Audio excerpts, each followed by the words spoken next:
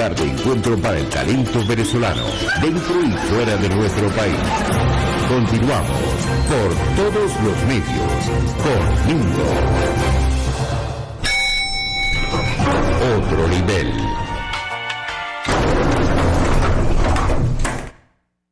Otro nivel. Ese es nuestro segmento de entrevista. Yo quiero que le presten mucha atención a todo lo que nos va a contar, que va a desmenuzar Diego Ponce de León, miembro del Departamento Legal de Un Mundo Sin Frontera. Erika, en el segmento anterior de Está Circulando, nos estaba contando sobre este informe de Venezuela en cifras que ha elaborado Un Mundo Sin Mordaza. Creo que es el segundo año consecutivo que lo llevan adelante. Hola Diego, bienvenido, ¿cómo estás? Hola Erika de nuevo, y qué bueno que estamos aquí en esta tertulia para que todos nos insertemos en esta comunicación. Yo quisiera comenzar por algo que anoche me quedé, me atrapó el informe de ustedes, que tiene más de 50 páginas. Este lema, este eslogan de Venezuela se arregló. Yo quisiera preguntarte, Diego, si realmente ha funcionado para invisibilizar las carencias y las penurias, o para estupidizar a los que repiten sin cesar Venezuela se arregló. Vale, bueno, en principio, muchísimas gracias por este espacio para Un Mundo Sin Mordaza. En efecto, esta es la segunda edición de Venezuela en Cifras, un informe completamente infográfico, compilatorio de la situación de los derechos humanos y de la emergencia humanitaria compleja en Venezuela. Y claramente, como lo dice nuestro eslogan, si nuestras cuentas no fallan, Venezuela no se arregló. Es simplemente un nuevo eslogan que está utilizando también algunos sectores del Estado para poder enmascarar la real situación en términos de economía, de salud, de servicios públicos, pero algo que, como comentaba en unas entrevistas de hace algunos días, al final los números no mienten.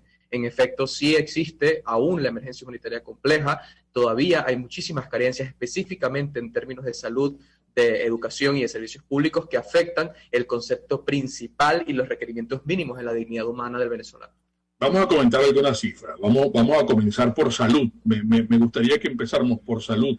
Yo no sé si Catherine incluso tiene allí algunas láminas que pudiéramos ir desglosando en cuanto a la salud hospitalaria que han encontrado ustedes en porque tengo entendido que ustedes plantean esta situación con relación, o sea, tomando como fuente a varias ONG que trabajan precisamente en cada uno de estas áreas, ¿no?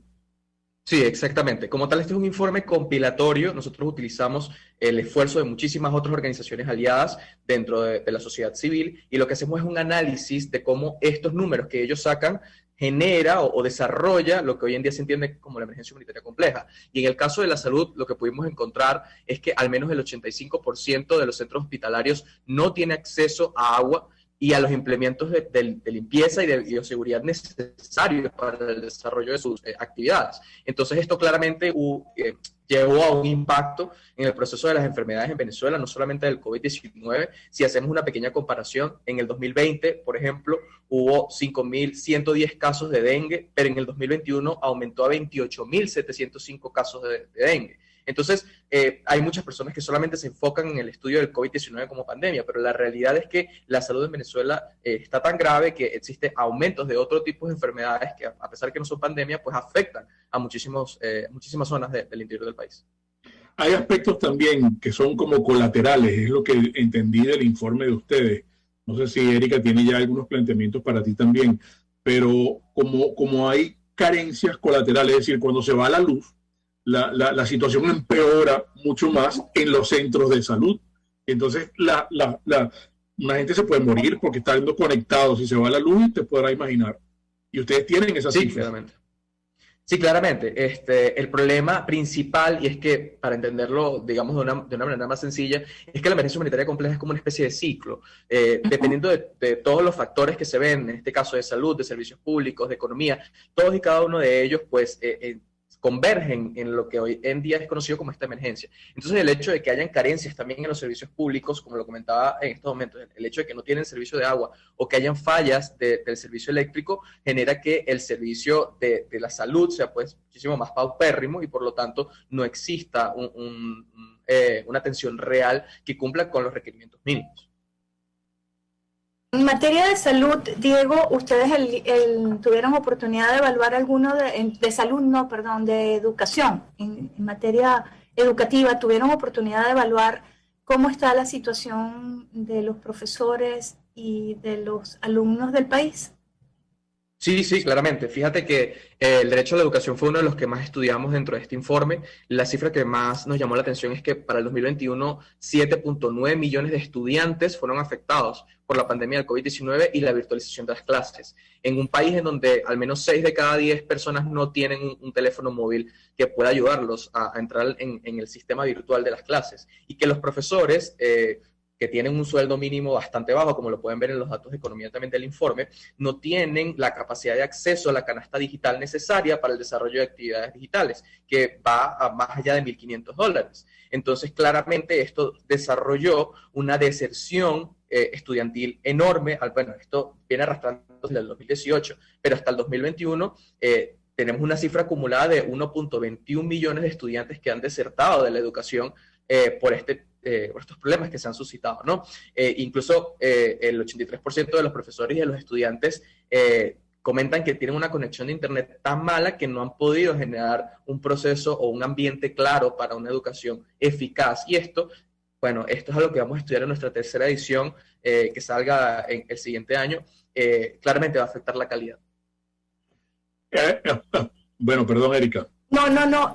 Si quieres adelante y luego le planteo a Diego. No, si tu planteamiento tiene que ver con educación, mejor es que pasemos a lo de educación.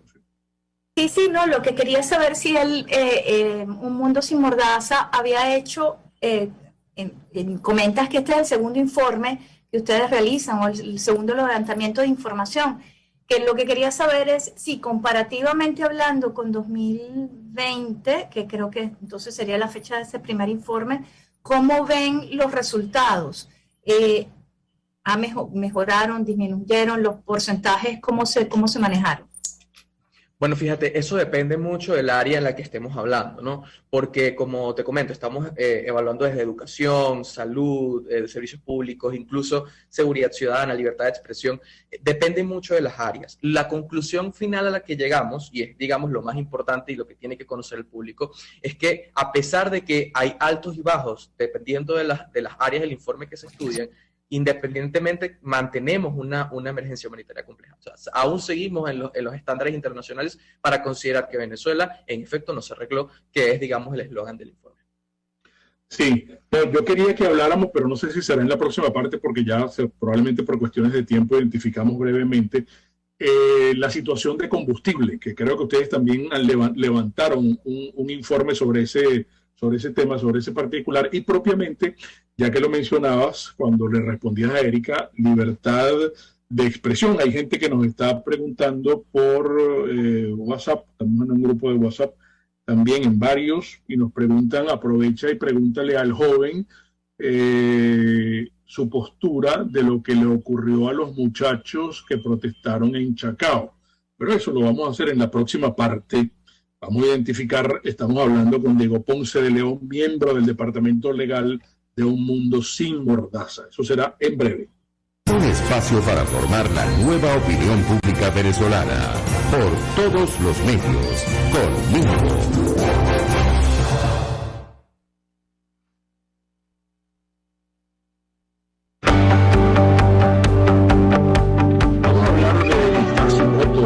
Distasi Motors tiene un departamento de carros usados. Pero ¿a dónde quiero ir yo? No me quiero enfocar hoy si necesitas un carro usado para estrenar, ¿no? Quiero preguntarte si deseas vender en las mejores condiciones, precio, servicio. Deseas vender tu carro, necesitas vender tu carro. Ponte en contacto con los profesionales que lo van a hacer por ti y vas a hacer un gran negocio con ellos. Distasi Motors. En su Instagram lo tienes todo, absolutamente todo. Distasi Motors, el concesionario y taller Honda de Venezuela en Los Palos Grandes. Comercializadora Prada. Saben que ellos tienen sus propias motos y por eso ofrecen un delivery tan fabuloso, pues tan puntual, tan cordial, tan amable. Ustedes van a llamar a Comercializadora Prada, no importa en cuál lugar del mundo se encuentren, si desean enviarle algún pedido, alguna encomienda a familiares, amigos, parientes que tengan en Venezuela, anoten, yo quiero que tengan a la mano el número de Comercializadora Prada, 0424-120-3562. Ahí encuentran todos los quesos nuestros, los quesos venezolanos y también todos los embutidos riquísimos que tenemos para ofrecerles, porque Comercializadora Prada es todo en quesos y embutidos con la mejor relación precio-sabor. Farmacia CVS y más. Todo lo demás. Y cuando decimos todo lo demás es porque realmente es todo lo demás. Gente que esté afuera y necesita que le enviemos los medicamentos a la gente que está en Venezuela, usted puede, yo quiero que anote el delivery 0212-959-6659. Ustedes también tienen otra forma de comunicarse, que es a través de la web farmaciacbs.com, farmaciacbs.com. Les voy a hablar mañana, y eso de verdad que les ofrezco disculpas a mis amigos de Farmacia CVS, que no les he hablado del departamento de oficina. Hay un departamento de oficina que se estrenó hace como 2 semanas y no les he dicho ni pido. Mañana les voy a contar detalles de este nuevo departamento de oficina de Farmacia CVS y más CCCT y Chacaito, todo lo demás. Puedes seguirnos en nuestras redes sociales. En Twitter, @RCR750, la radio que se ve. RCR 750 AM, porque lo bueno une. Un periodista espontáneo, frontal, observador, inconforme, con mucho que decir y escuchar. Regresamos por todos los medios conmigo. Bueno, qué bien que tienen a Ponce de León de Un Mundo Sin Mordaza allí con ustedes. Tengo algunas preguntas, Mingo, que nos hacen nuestros amigos para eso te iba a dar la palabra ya rápidamente y que colocamos en suspenso 2 inquietudes, pero hay gente que, mira, que quieren saber de qué partido es Diego Ponce de León y qué opina de lo que le pasó a los chamos en Chacao. No sé si quieres responder primero eso y después voy con las preguntas que te hacen nuestros amigos del chat. Sí, vale, no se preocupen. Bueno, con temas políticos, la verdad es que no trabajo para temas políticos. Digamos que nuestro enfoque siempre ha sido completamente de derechos humanos, igual que personalmente.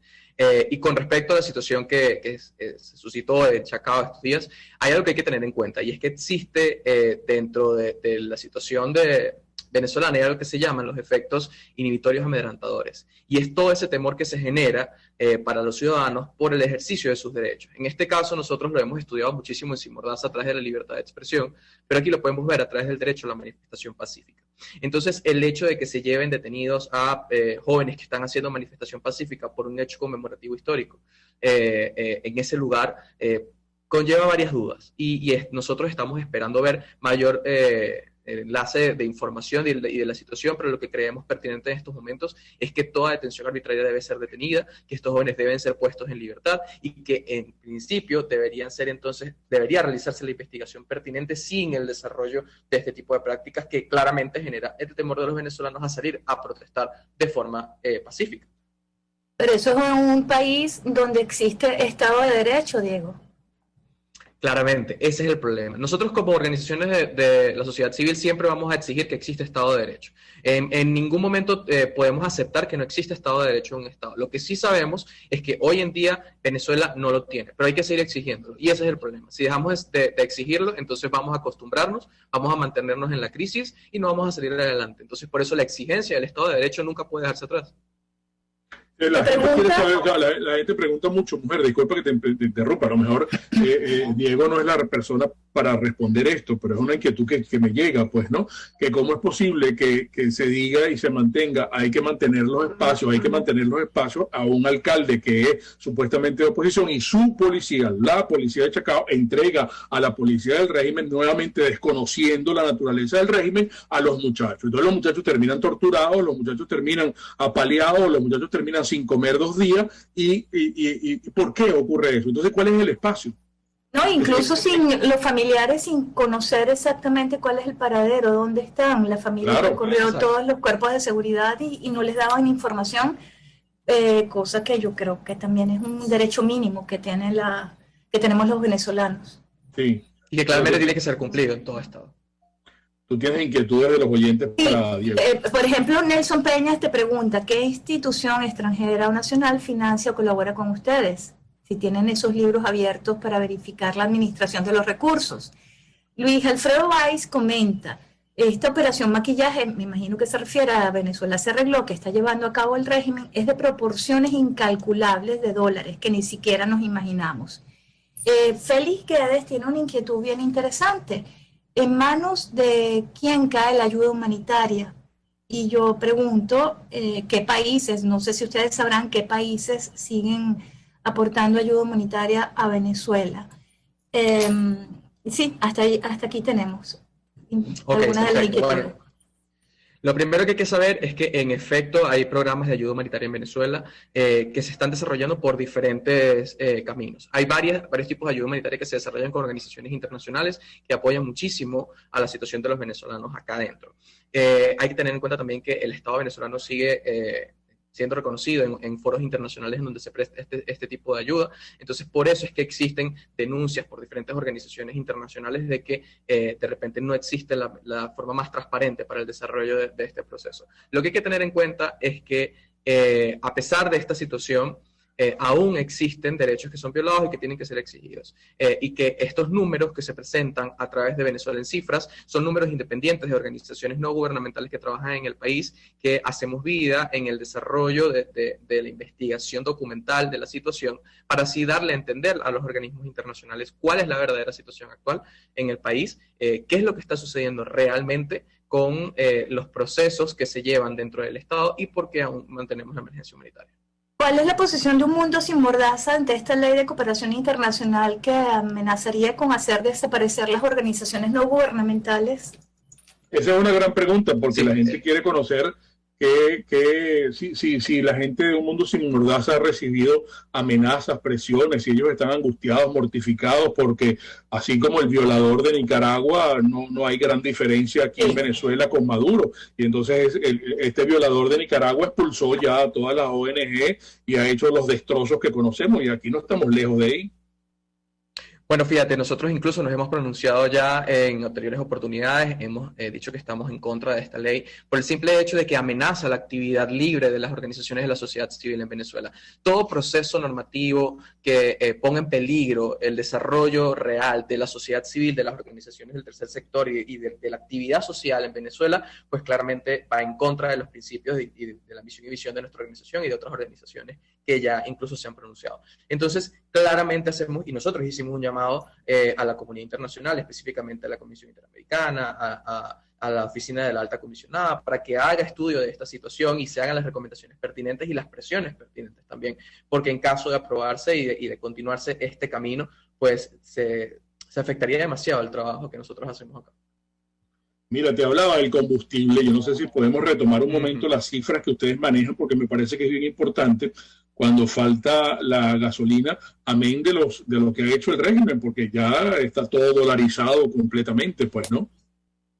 Sí, fíjate que nosotros en el informe pudimos ver un fenómeno económico importante para entender el caso de los servicios públicos también, y es que existe una dolarización en Venezuela que no es completamente legal, es decir, es un proceso que nació de forma natural por parte de los ciudadanos como respuesta al problema económico presentado de la baja estima en la moneda, y esto claramente afectó otros sectores de la vida del venezolano. Específicamente con el tema de la gasolina, en el informe lo más importante, lo que pudimos notar, es que claramente hubo un aumento de la gasolina subsidiada y hay una mala distribución con respecto a este recurso. No solamente en Caracas, sino y en muchísimos casos dentro del interior del país, en donde hay personas que han durado hasta 30 días en una cola para poder obtener el servicio o la distribución del combustible.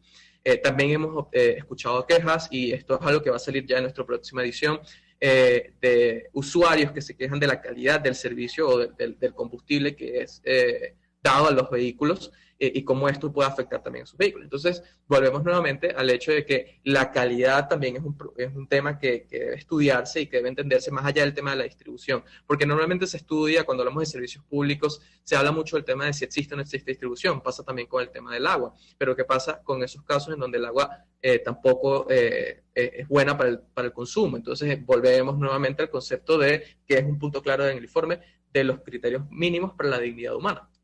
¿A quién le llega este informe? Era mi pregunta. ¿A quién le llega y cuál es el próximo paso, Diego, después de realizado este informe? Fíjate, este informe, su principal público, porque esta información ya es publicada por parte de muchas organizaciones que son aliadas de Un Mundo Sin Mordaza y que trabajan en la situación en Venezuela. Este informe, su principal propósito es dar una explicación clave, sencilla y gráfica a los venezolanos, al ciudadano común de la situación y que pueda entender y saber que está en una emergencia humanitaria compleja. Asimismo, nosotros hacemos un proceso de envío y de entrega a organizaciones internacionales en donde nosotros les comentamos de la situación que vive el país y hacemos incidencia para que se continúen las presiones internacionales y que no se deje atrás el tema de la emergencia humanitaria, que como sabemos es un tema que ya ha pasado de moda en algunos espacios y por eso queremos mantenerlo en vivo. Sí, este informe nos dice que es paja que Venezuela se arregló. Venezuela se jodió. Hay que salir del régimen. O sea, una vez más se desnuda acá en este informe. Me están diciendo, Erika y Ningo no mencionaron nada de la inflación. En el informe me imagino que está la inflación, porque la inflación ayer, yo estaba viendo las cifras en la madrugada, 115 el mes pasado. ¿Qué es esto? Entonces, ¿hasta cuándo vamos a estar con esta necedad de Venezuela se arregló? No, y quiénes son los responsables de que la frase se siga acuñando de manera tan a la ligera, ¿no? ¿De qué manera se puede contrarrestar, seguir contrarrestando para demostrar la realidad de nuestro país?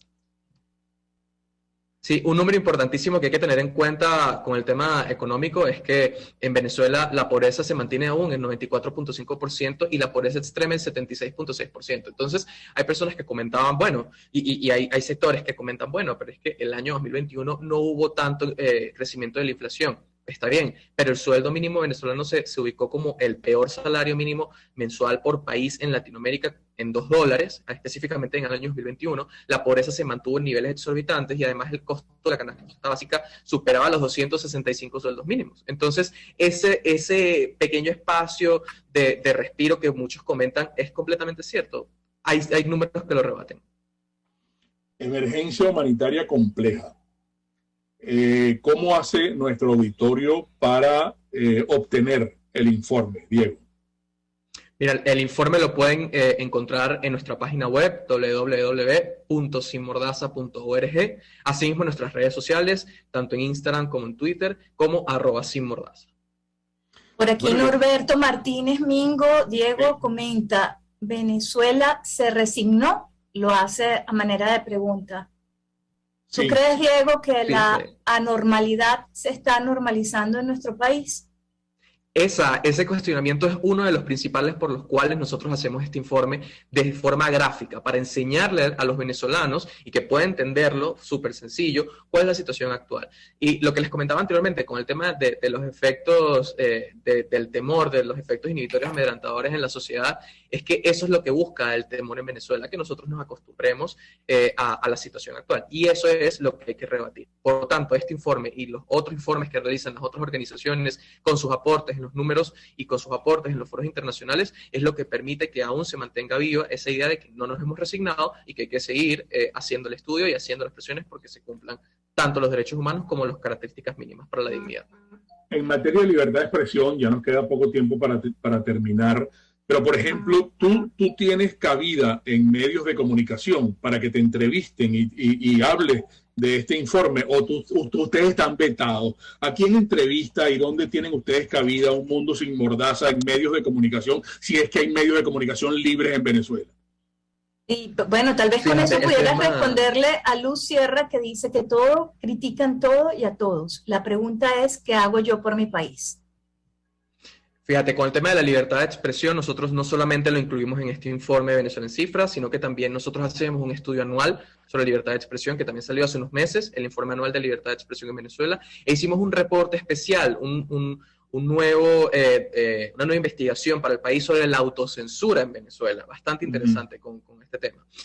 Lo que pudimos ver es que hubo al menos 151 violaciones de libertad de expresión en el país, 41 de ellas fueron detenciones arbitrarias, 87 actos de hostigamiento y amenazas, y muchísimas incidencias contra los medios clásicos, radio, televisión, los medios impresos, que tuvieron muchas sanciones administrativas y persecuciones judiciales.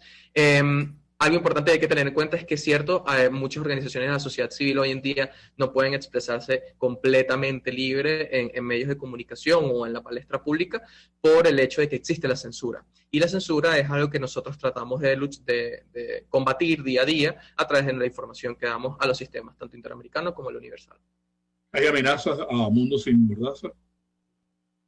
Actualmente no, nosotros consideramos que nuestro trabajo es completamente ligado a derechos humanos, por lo cual no deberíamos estar bajo este tipo de lupa, pero sí hay que mantener el trabajo. Una reflexión final con algo que quieras terminar esta conversación. Mira, una reflexión final sencilla con respecto a este problema es hacerle entender a los venezolanos, en principio, que tienen que formarse con respecto a la situación. ¿Qué hacemos nosotros por nuestro país? Bueno, lo primero es informarse con respecto a la situación y saber qué podemos hacer, participar y ayudar a las organizaciones de la sociedad civil que hacen tanto trabajo y tan buen trabajo en los foros internacionales y no desistir. Ese es, digamos, lo más importante para saber qué hacer con respecto a Venezuela. Es un gran mensaje. Muchísimas gracias, Diego. Diego Ponce de León, miembro del Departamento Legal de Un Mundo Sin Mordaza. Mujer. ¡Hombre! Muchísimas gracias. Muchísimas gracias a ustedes. Cuando aquí ya son las 6 de la mañana, Mingo. Allá amaneció, allá. Ya no me he asomado a la ventana para ver si ya salió el sol, pero bueno, listo, se acabó. Muchísimas gracias al equipo de Radio Caracas por ayudarnos en salir adelante con el programa de hoy, y a ti, por supuesto. Y muchas gracias a Diego. Las interpretaciones finales, amigos, como siempre decimos, de esta conversación son de ustedes. Y recuerden, el comunismo te quiebra las rodillas para que tengas que darle las gracias por las muletas. Hasta mañana. RCR presentó Por Todos los Medios.